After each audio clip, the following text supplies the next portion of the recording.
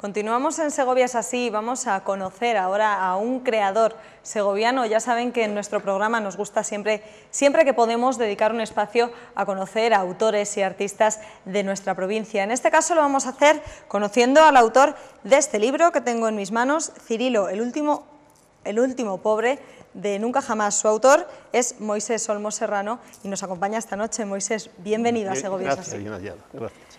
Tenemos un libro que se presenta mañana mismo en Segovia y que nos va a hacer viajar en el tiempo, recordar una época que en realidad pasó hace mucho, pero que quizá tiene, no sé si le parece lo mismo, Moisés, tiene algo que ver con la época que estamos viviendo actualmente. Por supuesto, salvando las distancias, porque con este libro vamos a viajar a la Segovia de la guerra y la posguerra. Sí, justo. Cuéntenos, ¿qué contamos aquí? Por ejemplo, este Cirilo era un personaje del pueblo, hijo de familia humilde, muy humilde, que se empeñó por razones personales en no trabajar para nadie ni para eso.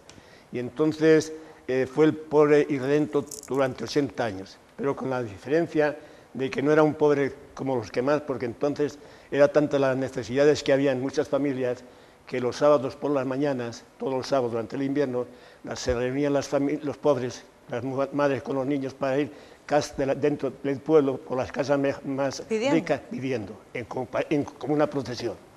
Y claro, Cirilo desde luego nunca participó en eso.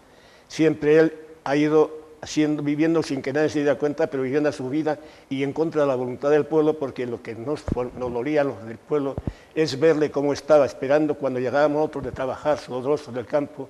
Él sentado allí en su puerta, una piedra así, tieso, parece que hasta mofándose de nosotros porque veníamos de trabajar y de sudar, ¿no?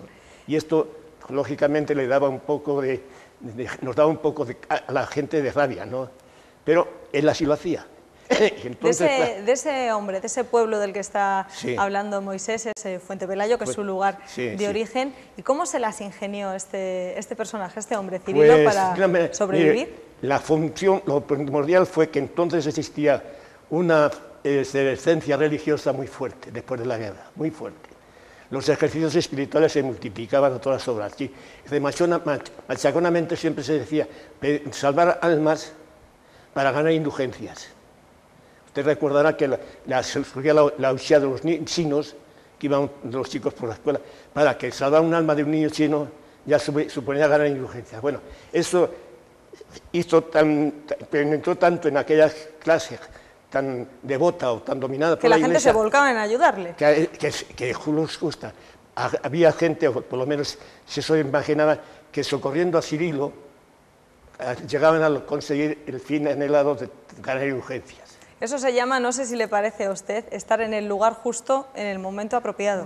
Y entonces, claro, esto exigía mucho sacrificio, pero es que las mujeres que entonces se sacrificaban, y los hombres, yo mismo me he sacrificado después, porque era una devoción o una necesidad que había, porque la miseria era muy grande, ¿me entiende? Y eso es lo que le dio a Cirilo alas para seguir viviendo como tal cual vivió, sin dar ni golpe.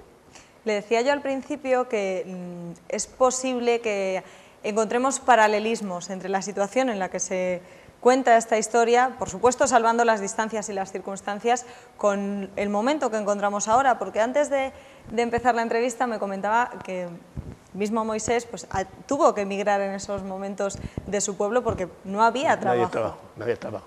Hay unas circunstancias en este sentido muy concretas. Entonces emigrábamos los pobres, los hijos de los pobres, a cualquier tipo de trabajo. Íbamos sin ninguna especialización ni nada, simplemente a ganarnos la vida, o hubiera que hacer lo que hubiera que hacer, a trabajar, como trabajadores sin oficio ni oficio. En cambio, las circunstancias actuales, la inmigración es de los estudiantes, de los universitarios, de los hijos que han recibido una cultura excepcional, pero que no tienen trabajo. Y hay unas circunstancias concretas que en este momento, por ejemplo, la mayoría de los parados de jóvenes son universitarios. Y mientras que hay muchos emigrantes que vienen de fuera y tienen trabajo porque lo hacen más barato que los españoles, en España tenemos un cupo de pobreza, de paro que es insoluble. ¿Sabe? Porque nunca se podrá conseguir trabajo para 5 millones de personas.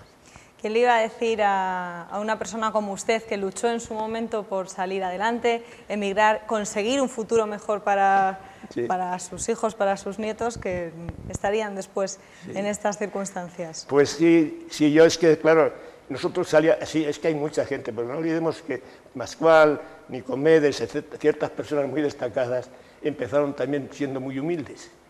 Pero entonces el trabajo superaba todo. Hoy día, por ejemplo, pues lo que supera es el ansia de título, de cultura. Pero claro, mientras que para ser albañiles se necesitan muchos millones, para tener un título, por ejemplo, en Fuentepelayo, entonces había 2 curas, había 2 veterinarios y había 2 médicos. Ahora hay un cura para 4 o 5 pueblos, un veterinario para 4 o 5. Y claro, es imposible dar ocupación a tantos estudiantes con tan poco, en tan reducido número de sitios para... Es imposible. O sea, Moisés, me gustaría que no nos enredáramos mucho en este tema, porque quiero centrarnos en conocer cuál es la historia del libro, y me resulta muy curioso sobre todo el origen, porque le conocemos, seguro que a ustedes les suena el nombre de Moisés Olmos porque es un colaborador habitual de los medios escritos de esta provincia, y precisamente el origen de este libro está un poco en un artículo que apareció en un medio escrito. Pero es que se da la circunstancia de que yo he vivido tanto en este sentido que, francamente, he llegado a tener relaciones con ministros, con obispos, etcétera, etcétera. Y ahora mismo, por ejemplo, pues en fin, en Canadá tomo parte yo en esto mismo de recitar, ahí va. Tranquilo, Moisés. O sea, es decir, que me publican poesías en Canadá en una cosa que organiza la UNESCO, nada menos. O sea que, en cierta forma, pues yo he vivido siempre muy amante con la literatura, porque a mí mi padre, con una edad muy tierna, de 3 años, me enseñó a leer. Él le oía a él leer, y nosotros nos pasamos, mi padre y yo nos pasamos las horas muertas a la calor de la lumbre, ya por los inviernos, leyendo allí con mala luz. Él leía y yo escuchaba. Y claro, esa afición que me dio la lectura, mi padre, es la que ha sido el motor, con el cual yo me he servido para, sin haber ido a las universidades ni a ningún sitio, ir progresando y adquiriendo, digamos, puestos de responsabilidad. Irse labrando la vida ligado a la literatura, que era lo que a usted le gustaba. Empresas y haciendo un poco responsable. Porque este es uno de los muchos libros que tiene, porque no es, por supuesto, el primero que publica. No, yo tengo lo que más importante. Yo he publicado, por ejemplo, Canto al abuelo, que lo publicó la Caja de Ahorros. He publicado mis memorias, que la publicó la Fundación Nicomedes García, y he publicado luego pues, bastantes libros y 4 poemarios. He publicado 4 poemarios, luego César el Peliculero, y un montón, porque yo siempre he sacado tiempo para escribir porque me ha gustado leer y escribir mucho. ¿Me entiende? Y entonces, lógicamente, me he hecho mucho a la vida, pero con una idea muy concreta, que, por ejemplo, tener razón de los orígenes sin traicionarles. O sea, y eso es lo que nos lleva precisamente a esta historia enraizada en su municipio de origen. Porque, claro, dice Puleyo Soto, que usted rayó hablar Puleyo Soto, ¿no? El poeta, me denomina en un artículo como Moisés, el Peter Pan de siempre, que no renuncia a haber sido joven, niños. ¿No? Decía algo así. Y en cierta medida tiene un poco de razón, porque yo tengo tan grabado en mi mente aquellas peripecias y aquellas circunstancias que vivimos de pobreza, que cuando he vivido después la abundancia, siempre he vivido con el miedo de que volvieran los malos tiempos, ¿verdad? De que aquello no volviera, porque claro, aquello fue muy duro, muy duro. Pero sin embargo ahora tenemos una crisis patente que no sabemos dónde nos llevará.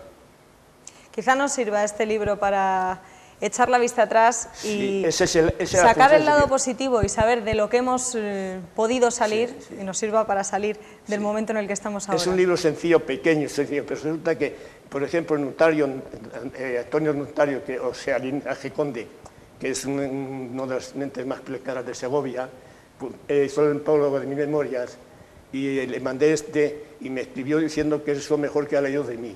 Que quiere decirse que no es que porque sea pequeño es despreciable. Entiéndame. O sea, yo a veces pienso que el Platero y yo no necesito ser un libro grande para hacerse universal. el Principito no necesitó escribir muchas páginas para hacerse universales.